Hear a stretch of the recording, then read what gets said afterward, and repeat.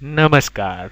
પોરબંદર સમાચારમાં આપનું હાર્દિક સ્વાગત છે. હું નિમેશ ગોંડલિયા. શરૂઆત કરીએ મુખ્ય સમાચારથી.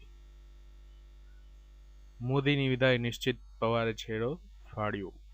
મોદી પર રાજીનામા માટે ચોમેરથી વધતું દબાણ. 26મી એપ્રિલે આઈપીએલ કમિશનરની ખુરશી છીનવાય તેવા એંધાણ.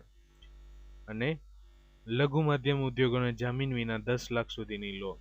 રિઝર્વ બેન્કે વ્યાજદર વધાર્યા અને લોન મોંઘી નહીં થાય. રાજ્યના 247 ગામોમાં દુષ્કાળ. 24મી એપ્રિલથી સિંહની વસ્તી ગણતરી. સિંહની ગણતરી અંગે ફેક્ટ ફાઇલ. હવે જોઈએ પોરબંદરના મુખ્ય સમાચાર. પોરબંદર ગોઢાણા અને કાટવાણા ગામની સીમમાં છેલ્લા 5 માસથી અનેક પશુઓના મારણ કરવા ઉપરાંત માનવી ઉપર હિંસક હુમલો કરનાર ખુખાર દીપડાને અંતે ઝડપી લેવામાં આવ્યો છે.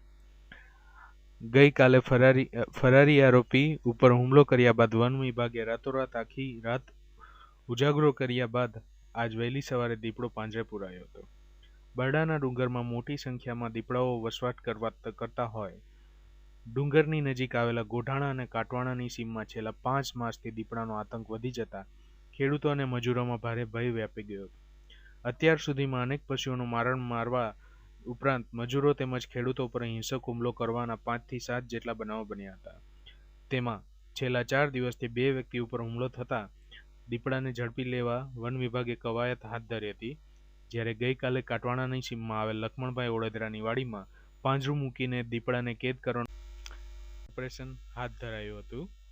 આ વાડીમાં પાંજરું મૂક્યા બાદ વન વિભાગના સ્ટાફે આખી રાત વોચ ગોઠવી હતી. આજ વહેલી સવારે પાંજરું રાખેલું મારણને હડપ કરવા માટે અંદર ઘૂસતા જ દીપડો કેદ થઈ ગયો હતો. ત્યારબાદ આ દીપડાને રાણાઓની ફોરેસ્ટ કોલોની ખાતે લાવવામાં આવ્યો છે અને વધુ વિગત મળતી દીપડાને પાંજરે પૂરતા સૌએ હાશકારો અનુભવ્યો છે. ત્રીજી વખત પાંજરામાં પ્રવેશ્યો અને કેદ થયું. કાટવાણાની સીમમાં દીપડાને કેદ કરવામાં પાંજરું મૂક્યા બાદ વન વિભાગે રાત્રે 11 વાગે તેમજ 2 વાગે તેમજ બે વખત પાંજરાના દીપડામાં પોતાના 2 પગ પાછળ રાખીને મારણ હડપવાનો પ્રયાસ કર્યો હતો. ત્યારબાદ વન વિભાગના સ્ટાફે પાંજરાની નીચે મોટા બેલા મૂકીને ઊંચું કર્યા બાદ જ કેદ થયો હતો.